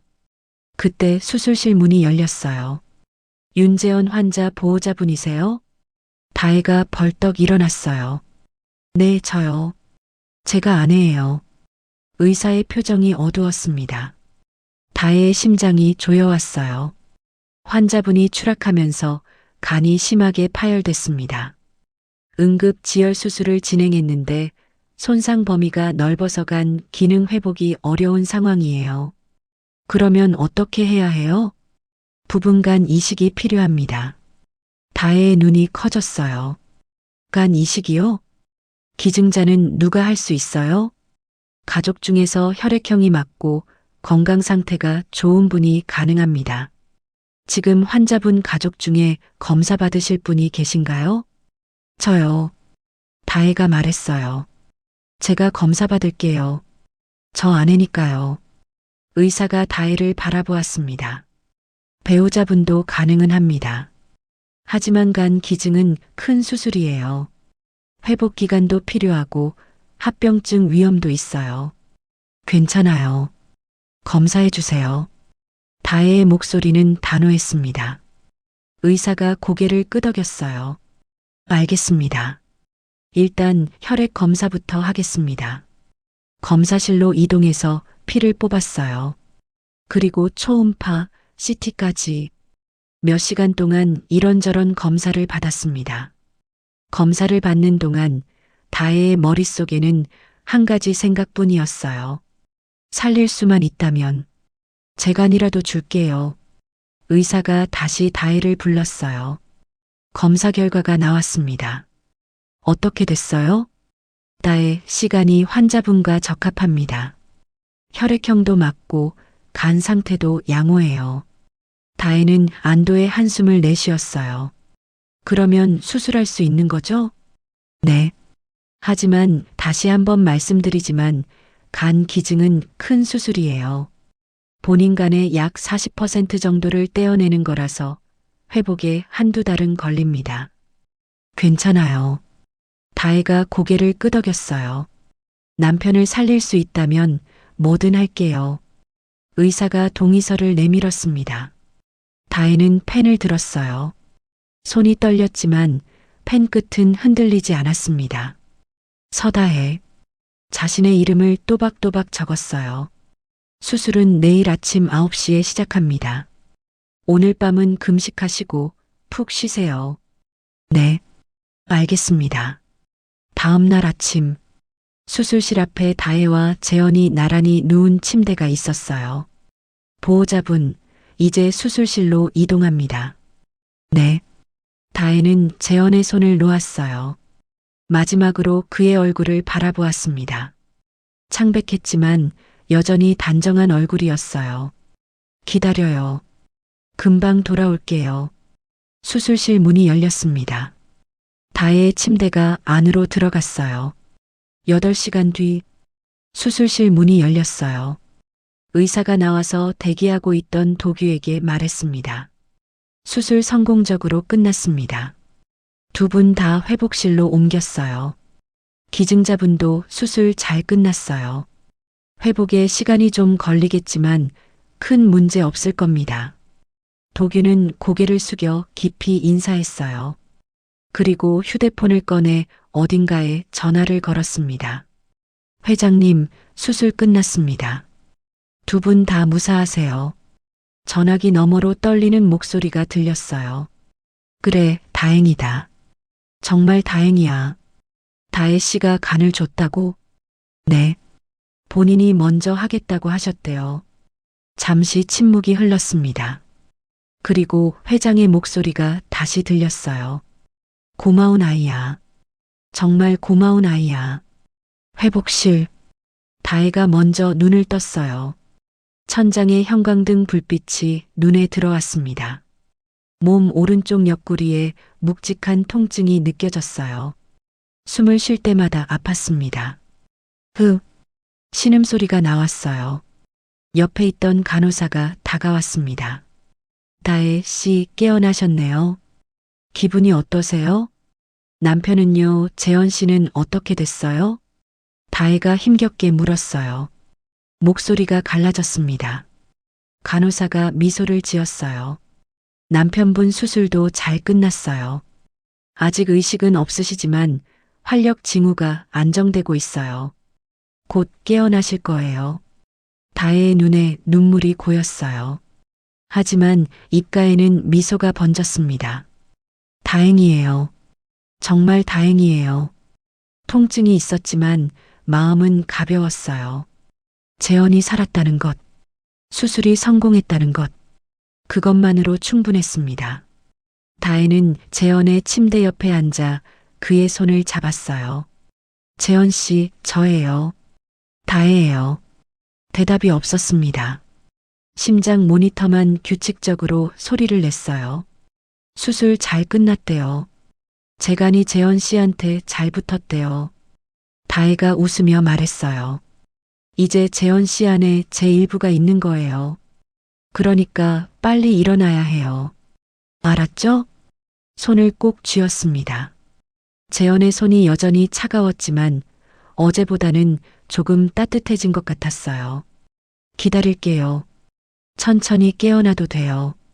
사고 후 닷새째 되는 날, 다혜가 평소처럼 재현의 병실에 갔을 때 뭔가 달랐습니다. 재현의 손가락이 미세하게 움직이고 있었어요. 재현 씨? 다혜가 다가갔습니다. 재현의 눈꺼풀이 파르르 떨렸어요. 천천히 눈을 떴습니다. 흐릿한 눈동자가 천장을 바라보다가 다혜에게 향했어요. 다혜 씨? 네, 저예요. 깨어났어요? 다혜의 얼굴에 미소가 번졌어요. 눈물이 볼을 타고 흘러내렸습니다. 여기가 어디예요? 병원이에요. 사고 나서 수술 받으셨어요. 재현이 주위를 둘러보았어요. 병실이었습니다. 자신의 배에 붕대가 감겨 있었고 링거가 연결되어 있었어요. 사고. 기억이 천천히 돌아왔습니다. 용인 기흥 현장. 비계 점검. 발판이 무너지고 추락? 그리고 아무것도 기억나지 않는 어둠. 간 이식 수술을 받으셨어요. 간 이식이요? 재현이 자신의 배를 만져보았어요. 통증이 느껴졌습니다. 누가 간을 준 거예요? 다혜가 잠시 망설였어요. 그리고 조용히 말했습니다. 저요. 재현의 눈이 커졌어요. 다혜 씨가 간을요? 네. 제가 일부를 드렸어요. 다혜가 자신의 옆구리를 가리켰어요. 거기에도 붕대가 감겨 있었습니다. 재현은 할 말을 잃었어요. 다혜를 바라보았습니다. 왜 그런 거예요? 목소리가 떨렸습니다. 재현 씨를 살리고 싶었으니까요. 다혜가 웃었어요. 살릴 수만 있다면 뭐든 하겠다고 생각했어요. 그래서요. 재현의 눈에도 눈물이 고였어요. 손을 뻗어 다혜의 손을 잡았습니다. 손에 힘이 별로 없었지만 꼭 쥐었어요. 고마워요. 정말 어떻게 감사해야 할지 모르겠어요. 감사는 무슨, 부부잖아요. 다혜가 재현의 손을 꼭 잡았어요. 이제 재현 씨 안에 재간이 있어요. 그러니까 평생 책임지셔야 해요. 알죠? 재현이 웃었어요. 눈물을 흘리면서 웃었습니다. 아파서 크게 웃지는 못했지만 진심이 담긴 웃음이었어요. 네. 평생 책임질게요. 약속해요. 그날 오후 도규가 병실을 찾아왔어요. 손에 서류 파일을 들고 있었습니다. 표정이 심각했어요. 전무님 다혜 씨, 회복 중에 죄송한데 꼭 보셔야 할 게 있어요. 재현이 침대에서 상체를 일으켰어요. 아직 움직임이 조심스러웠습니다. 뭔데요? 도규가 파일을 열었습니다. 사고 원인을 조사하다가 발견한 건데요. 부회장님과 장도은 씨 쪽에서 비리가 있었어요. 비리요? 네. 안전관리비랑 공사비에서 돈을 빼돌렸더라고요. 용인 기흥 현장 비계 보수 예산도 서류상으로는 승인이 났는데 실제로는 집행이 안 됐어요. 재현의 눈이 차가워졌습니다. 서류 조작을 한 거군요. 네. 점검 기록도 조작됐어요. 서류에는 비계 보수 완료라고 되어 있는데 실제로는 손도 안 댔더라고요. 현장 관리소장 진술도 받았어요. 도규가 다른 서류를 꺼냈습니다. 관리소장이 말하길 장도은 씨한테서 전화가 왔대요. 전무님이 점검하는 날 시구역 비계는 손대지 말라고 윗선에서 책임진다고 했다나요. 재현은 잠시 분노가 치밀었지만 억눌렀습니다. 그래서 비계가 무너진 거군요. 고의적으로. 네. 이건 단순 과실이 아니라 살인미수예요. 증거도 충분하고요. 다혜가 재현의 손을 잡았어요. 재현 씨, 괜찮아요. 재현이 눈을 떴습니다. 눈빛이 단단했어요. 예상했던 일이에요. 다만 확인된 거죠. 검찰에 고발할 수 있어요. 변호사팀이 자료 정리하고 있습니다. 좋아요. 진행하세요. 도규가 고개를 끄덕였어요. 그리고 잠시 망설이더니 다른 서류를 꺼냈습니다. 그런데요. 또 뭐가 있어요? 조사하다가 다른 것도 발견했어요. 과거 산재 기록을 뒤지다가요. 도규가 다혜를 바라보았어요. 표정이 묘하게 변했습니다. 다혜 씨와 관련된 건데요. 다혜가 눈을 깜빡였어요. 저요? 네. 2010년 산업재해 기록이에요. 도규가 파일에서 종이 한 장을 꺼냈습니다. 오래된 문서였어요. 누렇게 바랜 종이에 글씨가 빼곡했습니다. 2010년 한성개발 부산 현장에서 추락사고가 있었어요. 작업자가 비계에서 떨어져서 사망했습니다. 다혜의 심장이 쿵 뛰었어요. 왠지 불길한 예감이 들었습니다. 사망자 이름은 서태수. 다혜의 숨이 멎었어요. 서태수요? 네. 다혜 씨 아버지 성함이 서태수 씨 맞으시죠? 다혜는 고개를 끄덕였어요. 목소리가 나오지 않았습니다. 당시 회사에서 유족에게 보상금을 지급했어요. 3억 원이요. 도규가 문서를 다혜에게 내밀었어요. 근데 수령인 이름이요. 다혜가 떨리는 손으로 문서를 받아들었습니다. 글씨를 읽는 순간 눈앞이 하얘졌어요. 산업재해 보상금 3억 원 수령인 서숙자. 고모 이름이에요. 다혜의 목소리가 떨렸습니다.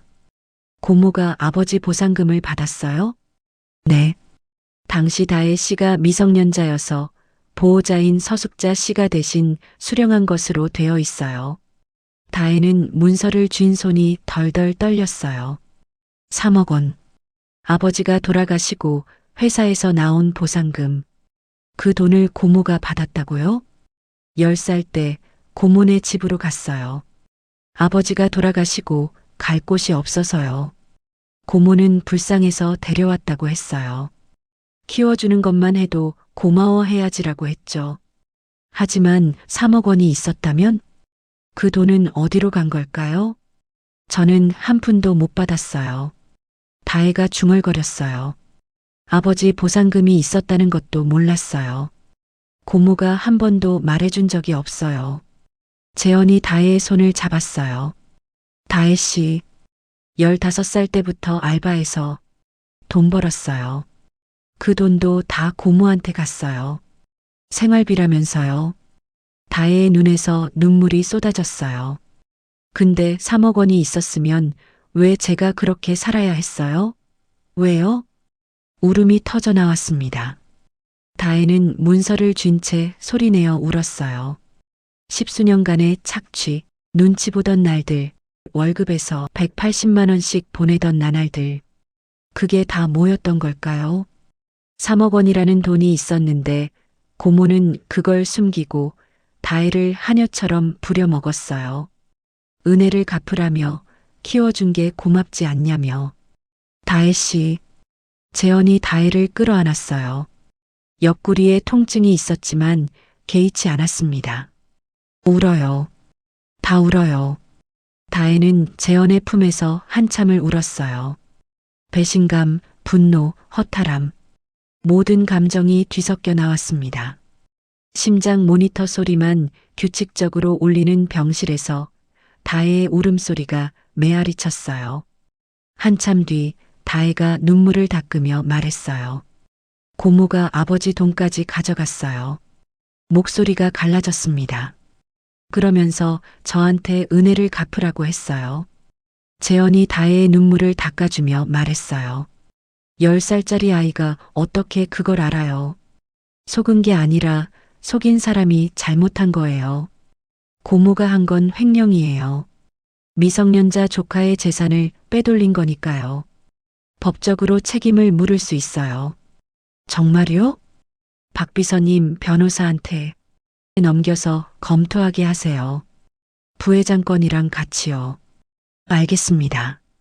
다음 날 아침 재현이 눈을 떴을 때 다혜가 침대 옆에 앉아 있었어요. 깨어났어요? 네. 다혜 씨는 잠 못 잤어요? 눈이 부었는데. 조금요. 생각이 많아서. 다혜가 미소를 지었어요. 눈이 부어 있었지만 표정은 단단해 보였습니다. 결심했어요. 뭐요? 고모한테서 아버지 보상금 돌려받을 거예요. 법적으로요. 재현이 고개를 끄덕였어요. 잘 생각했어요. 제가 도울게요. 고마워요. 다혜가 재현의 손을 잡았어요. 그리고 재현 씨 사고도요. 부회장이 일부러 그런 거잖아요. 그것도 가만히 있으면 안 돼요. 재현의 눈빛이 날카로워졌습니다. 알아요. 저도 가만히 있을 생각 없어요. 두 사람이 서로를 바라보았어요. 눈빛에 결의가 담겨 있었습니다. 퇴원까지 2주가 걸렸습니다. 다혜와 재현은 나란히 병원을 나섰어요. 아직 완전히 회복된 건 아니었지만 일상생활은 가능한 정도였습니다. 경기도 외곽의 옥상방으로 돌아왔을 때 다혜는 오랜만에 보는 그 공간이 낯설게 느껴졌어요. 고작 3주 만이었는데 모든 게 달라져 있는 것 같았습니다. 다음 날 다혜는 변호사를 만났습니다. 재현이 소개해준 변호사였어요. 40대 중반의 여자 변호사로 가정법 전문이라고 했습니다. 이름은 한지영. 날카로운 눈매와 단정한 정장 차림이 인상적이었어요. 서다혜 씨 사건 자료 검토했습니다. 한 변호사가 서류를 펼치며 말했어요. 2010년 서태수 씨 사망 당시 한성개발에서 유족에게 3억 원의 보상금을 지급했어요. 당시 다혜 씨가 10살이었고 친족인 서숙자 씨가 보호자 자격으로 대신 수령했죠. 네. 저는 그 돈이 있다는 것도 몰랐어요. 문제는요. 한 변호사가 다혜를 바라보았습니다. 그 돈이 다혜 씨를 위해 쓰였다는 증거가 없어요. 서숙자 씨 명의 계좌로 들어간 뒤 다혜 씨 명의로 이전된 적이 한 번도 없습니다.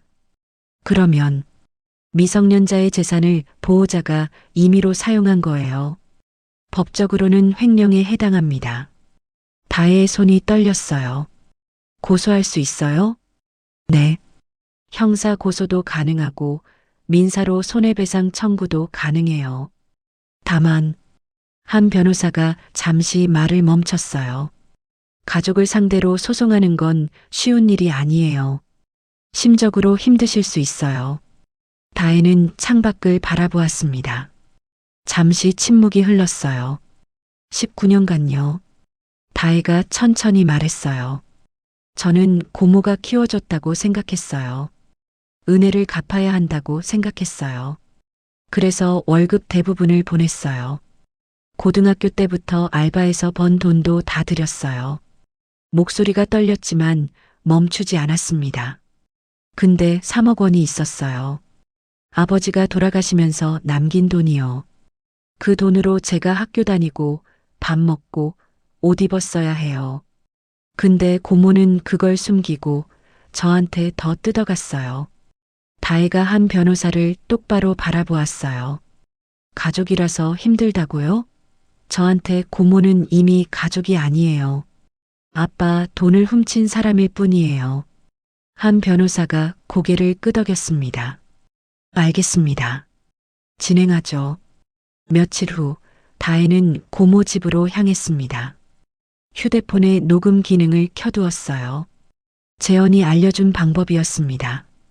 증거가 필요하다고 했거든요. 고모 집은 예전과 별로 달라지지 않았어요. 낡은 아파트, 좁은 복도. 하지만 이상하게도 그 공간이 더 좁아 보였습니다. 예전에는 이 집이 다혜의 전부였는데 지금은 아니었어요. 초인종을 눌렀습니다. 잠시 후 문이 열렸어요. 서숙자가 나왔습니다. 다혜를 보자 눈이 커졌어요. 다혜야? 웬일이야? 고모, 얘기할 게 있어요. 얘기? 무슨 얘기? 서숙자의 눈빛이 경계하듯 움직였어요. 하지만 곧 평소의 표정을 되찾았습니다. 들어와. 미연이도 있어. 집 안으로 들어갔습니다. 거실에 미연이 소파에 앉아 있었어요. 휴대폰을 보다가 다혜를 보고 눈썹을 치켜 올렸습니다. 어머, 다혜 왔네. 병원에서 퇴원한 거야? 응. 네 남편은? 괜찮아? 괜찮아. 다혜는 거실 한가운데 서서 서숙자를 바라보았어요. 심장이 쿵쿵 뛰었습니다. 손이 떨렸어요. 하지만 물러설 생각은 없었습니다. 고모. 왜? 아버지 사고 때요. 회사에서 보상금 나왔죠? 서숙자의 얼굴이 굳어졌어요.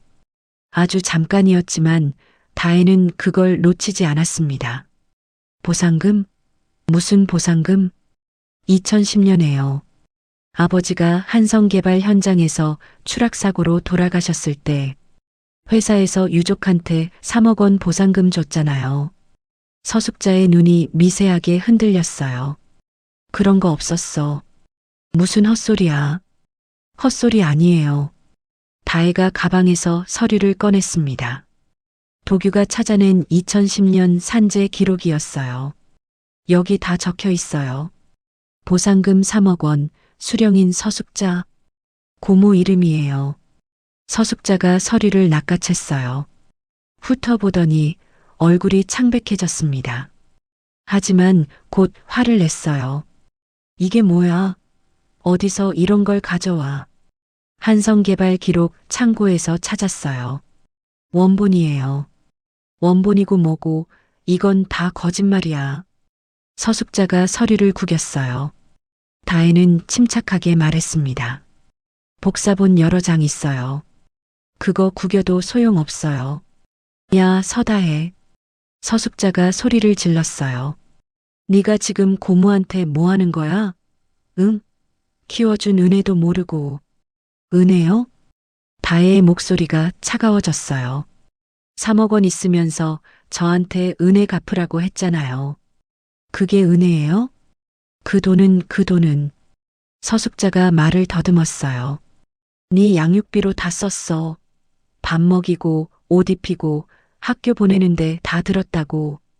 양육비로요? 다혜가 피식 웃었어요. 쓴웃음이었습니다. 저 고등학교 때부터 알바했잖아요. 제 밥값은 제가 벌었어요. 옷도 제가 샀어요. 학교도 제 돈으로 다녔어요. 3억 원이 어디로 갔는데요? 그건 집 월세도 내고 생활비도 들고. 그러면 고모 생활비로 쓴 거잖아요. 제 양육비가 아니라. 다혜가 한 발 다가갔어요. 고모, 그 돈은 제 거예요.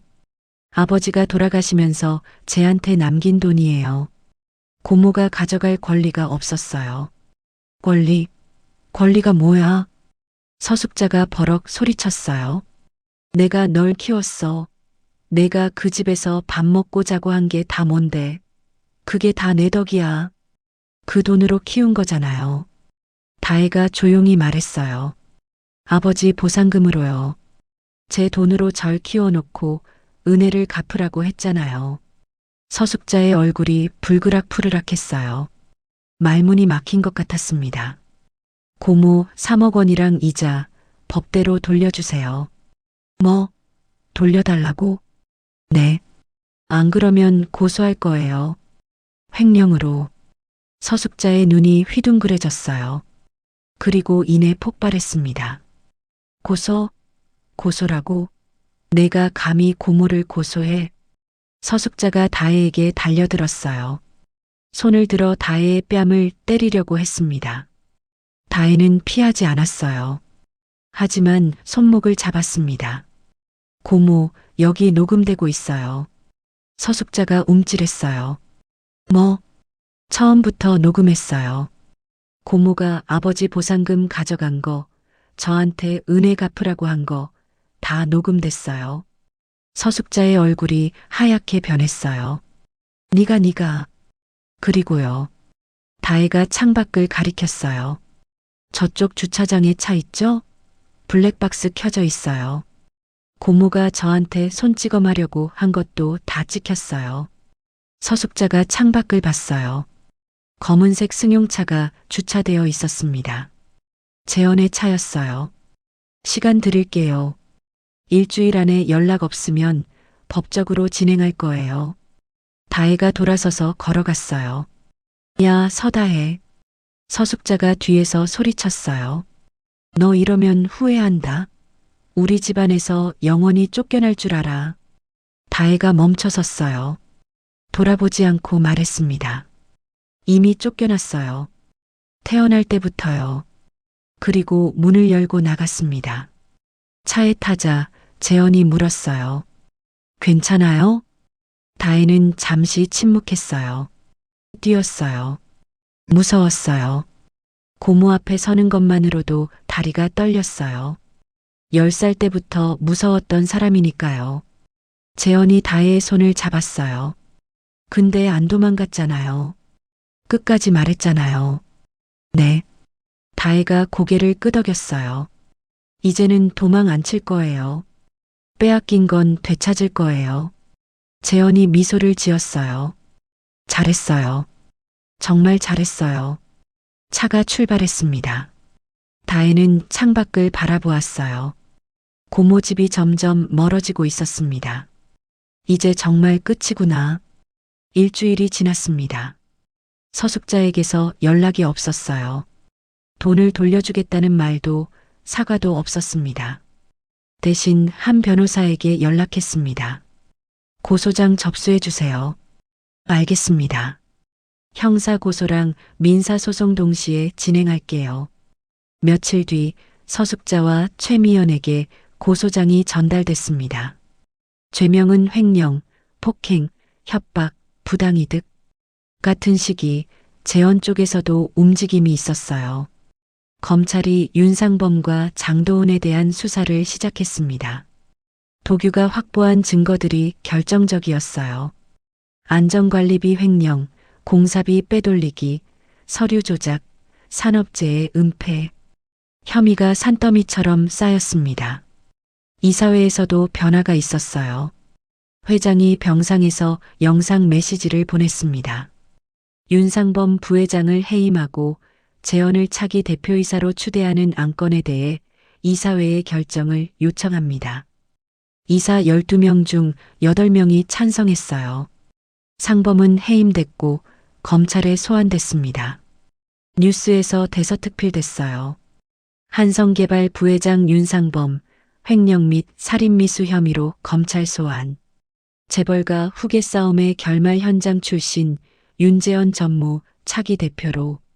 다혜는 뉴스를 보며 재현의 손을 잡았어요. 끝났네요. 아직 재판이 남았어요. 2달 뒤 재판이 열렸습니다. 윤상범과 장도은에 대한 형사 재판이었어요. 다혜도 재현과 함께 방청석에 앉았습니다. 피고인 윤상범은 안전관리비 및 공사비를 횡령하고 피고인 장도은과 공모하여 산업재해를 은폐했습니다. 또한 윤재현 전무에 대한 살인미수를 모의하고 실행에 옮겼습니다. 상범은 법정에서 강하게 부인했어요. 저는 그런 지시를 한 적이 없습니다. 모든 건 장도은이 단독으로 한 겁니다. 하지만 증거가 너무 많았어요. 장도은의 진술, 현장 관리소장의 증언, 서류 조작 증거, 은행 거래 내역. 빠져나갈 구멍이 없었습니다. 재판부는 심리를 마치고 선고일을 잡았어요. 그리고 같은 날 다른 법정에서는 서숙자와 최미연에 대한 재판이 열렸습니다. 한 변호사가 주장을 펼쳤어요. 원고 서다혜는 2010년 아버지 서태수 씨의 사망으로 발생한 산재 보상금 3억 원의 정당한 수령권자입니다. 당시 원고가 미성년자였기 때문에 피고 서숙자가 대리 수령했으나 그 돈은 원고의 양육에 사용되지 않고 피고의 개인 용도로 전용됐습니다. 서숙자의 변호사가 반박했어요. 피고는 원고를 10수년간 양육했습니다. 그 비용이 3억 원을 초과합니다. 증거가 있습니까? 양육비로 3억 원을 사용했다는 증거요. 서숙자 측은 증거를 제출하지 못했어요. 대신 서숙자가 직접 발언했습니다. 제가 걔를 키웠어요. 밥 먹이고 재우고 학교 보내고 그게 다 돈이에요. 판사가 물었어요. 원고가 고등학교 때부터 아르바이트를 해서 생활비를 벌었다는 진술이 있습니다. 이에 대해 어떻게 생각하십니까? 그건 용돈 벌이로 한 거예요. 원고의 월급에서 매달 180만 원을 송금받았다는 은행 기록이 있습니다. 이건 용돈 벌이 수준이 아닌 것 같은데요. 서숙자가 말문이 막혔어요. 재판은 몇 차례 더 진행됐습니다. 그리고 마침내 선고일이 됐어요. 선고일 다혜는 법정에 앉아 판사의 말을 기다렸습니다. 판사가 입을 열었어요. 피고인 서숙자에 대한 판결을 선고합니다. 법정이 조용해졌어요.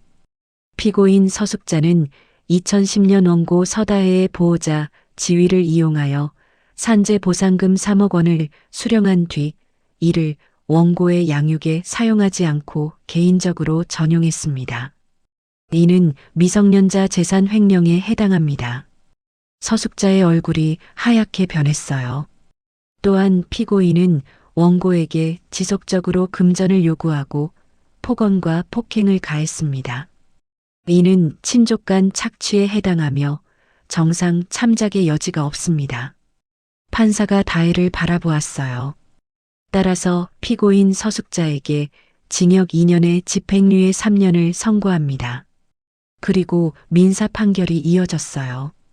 피고인 서숙자는 원고 서다혜에게 3억 원과 이에 대한 연 5%의 지연 손해금을 지급하라. 다혜의 눈에 눈물이 고였어요. 3억 원. 아버지가 남긴 돈.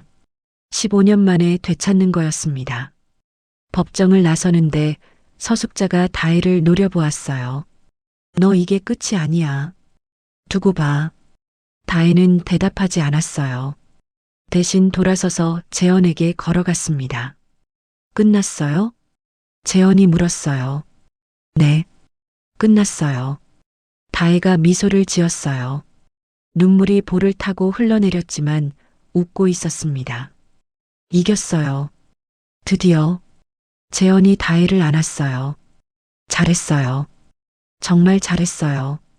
같은 날 오후 윤상범에 대한 선고도 있었어요.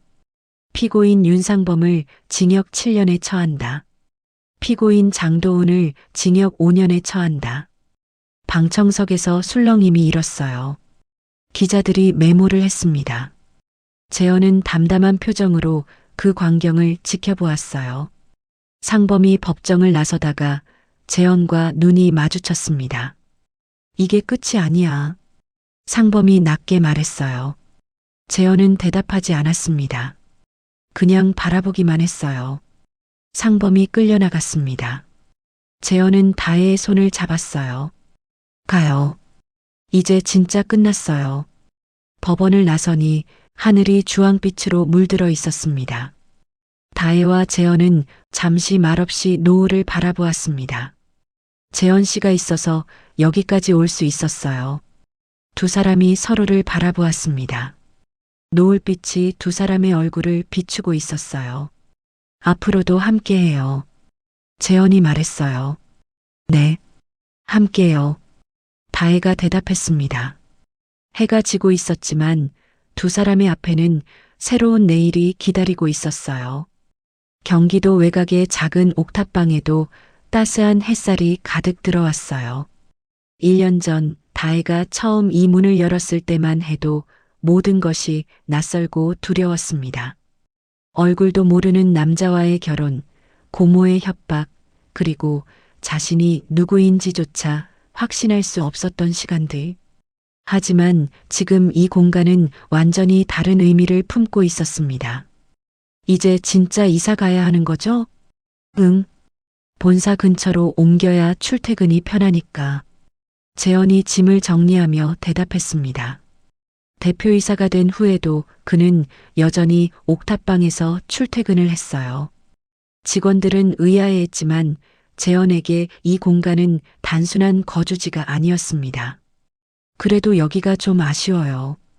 다혜의 목소리에 진심이 담겨 있었습니다.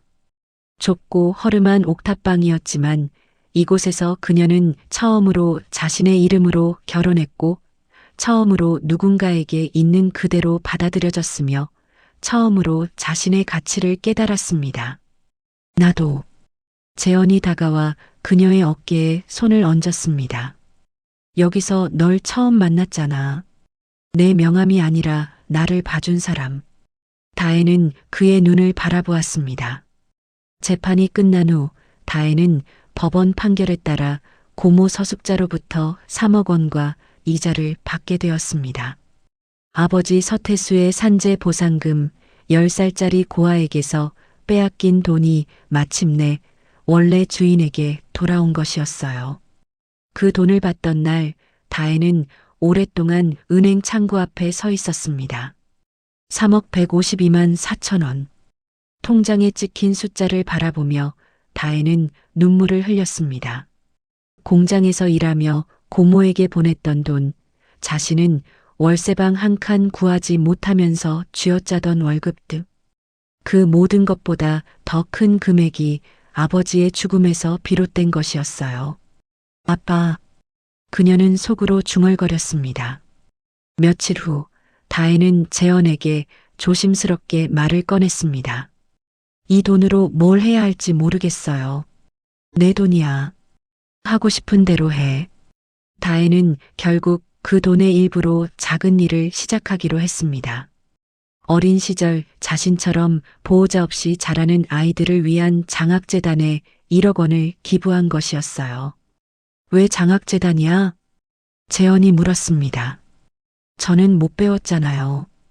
고등학교도 제대로 못 다녔고, 그때 누군가 조금만 도와줬더라면 아마 인쇄 공장에서 보내지는 않았을 거예요. 다혜의 눈에 담담한 결의가 담겨 있었습니다. 그래서 다른 아이들은 저 같은 선택을 강요받지 않았으면 해요. 재현은 아무 말 없이 그녀의 손을 잡았습니다. 그것만으로 충분했어요. 한성개발의 새 시대. 한성개발은 빠르게 변화하고 있었습니다.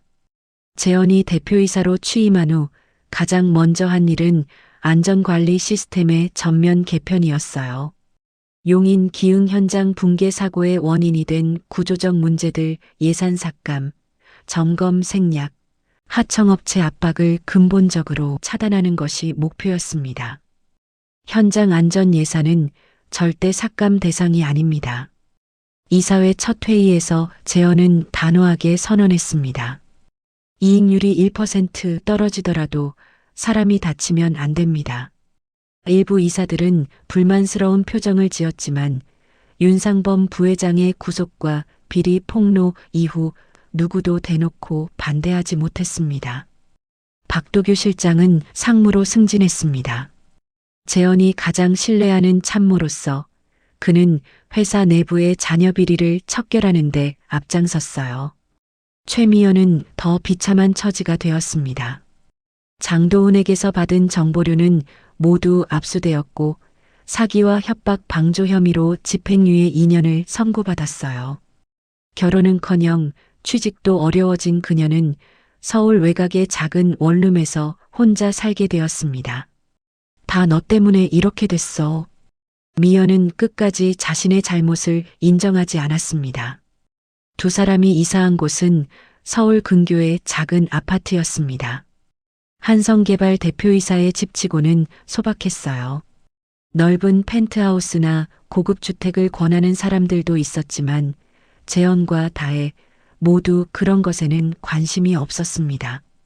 이 정도면 충분해. 재현이 거실 창문을 열며 말했습니다. 창밖으로는 작은 공원이 보였고 저녁이면 아이들이 뛰어노는 소리가 들려왔어요. 진짜 그렇게 생각해요? 다혜가 물었습니다. 700억 원의 자산을 가진 남자가 30평 아파트에 사는 것이 아직도 어색했거든요. 응. 나한테 중요한 건 집 크기가 아니야. 재현이 돌아보며 말했습니다. 함께 사는 사람이지. 다혜는 웃음을 터뜨렸습니다. 1년 전만 해도 상상할 수 없었던 일이었어요. 대타 신부로 시작한 결혼이 서로를 목숨처럼 지키는 관계가 될 줄은. 봄이 깊어가던 어느 날 재현이 조심스럽게 말을 꺼냈습니다. 다혜야, 우리 결혼식 하자. 네. 다혜는 놀라서 눈을 크게 떴습니다. 우리 이미 결혼했잖아요. 혼인신고도 했고, 그건 구청에서 서류만 낸 거잖아. 제대로 된 결혼식 말이야. 재현이 진지하게 말했습니다. 부케도 들고 드레스도 입고 사람들 앞에서 서약도 하고 그런 거. 다혜는 할 말을 잃었습니다. 어린 시절부터 결혼식은 남의 일이라고만 생각했어요. 고모네 집에서 쌀뜨물을 나르며 TV 속 신부들을 바라보았지만 자신이 그런 옷을 입을 거라고는 상상해 본 적이 없었습니다. 저 드레스 같은 거 입어본 적 없는데요. 그래서 하는 거야. 내가 한 번도 해보지 못한 것들, 이제부터 다 하자. 재현의 눈에 단단한 결의가 담겨 있었습니다. 난 내가 대타가 아니라는 걸 세상에 보여주고 싶어. 처음부터 끝까지 내가 선택한 사람은 서다혜라는 걸. 결혼식은 작은 규모로 치러졌습니다. 화려한 호텔 연회장 대신 두 사람이 처음 함께 살았던 옥탑방 근처의 작은 정원을 빌렸어요. 손님은 50명 남짓. 박도규 상무와 한지영 변호사, 옥탑방 옆집 김할머니, 그리고 한성개발에서 재현을 진심으로 따르는 몇몇 직원들. 다혜는 순백의 드레스를 입고 버질로드를 걸었습니다. 발걸음이 떨렸어요. 10살 때 부모님을 잃은 후 이렇게 많은 사람들의 축복을 받아본 적이 없었습니다. 눈물이 차올랐지만 끝까지 걸어갔어요. 재현이 기다리고 있었습니다. 검은 턱시도를 입은 그는 1년 전 구청에서 만났을 때와 같은 눈빛으로 그녀를 바라보았어요. 차분하고 따뜻하고 흔들리지 않는 눈. 서다혜, 나 윤재현은. 주례 없이 두 사람은 직접 서약을 낭독했습니다. 당신을 아내로 맞이하여 어떤 어려움이 있어도 함께하고 당신의 상처를 내 상처로 여기며 평생 당신 편에 서겠습니다. 다혜의 차례가 되었습니다. 준비한 서약문이 있었지만 그녀는 종이를 내려놓았어요. 저 1년 전까지 제 이름으로 뭔가를 한 적이 없었어요. 목소리가 떨렸지만 계속했습니다. 혼인신고서에 서다혜라고 쓴 게 처음이었어요. 당신이 기다려줬기 때문에 할 수 있었어요. 눈물이 흘러내렸습니다. 그래서 저도 약속할게요. 앞으로 무슨 일이 있어도 당신 편에 서겠습니다. 당신이 넘어지면 일으켜 세우고 당신이 아프면 제 몸을 나눠주고 끝까지 함께하겠습니다. 재현이 그녀의 눈물을 닦아주었습니다. 이미 했잖아. 간까지 나눠줬으면서. 다혜가 울음 섞인 웃음을 터뜨렸습니다. 그러게요. 이미 했네요. 두 사람은 서로를 끌어안았습니다. 하객들의 박수 소리가 작은 정원을 가득 채웠어요. 오늘 이야기는 여기까지입니다. 오늘 사연이 마음에 남으셨다면 댓글로 남겨주세요.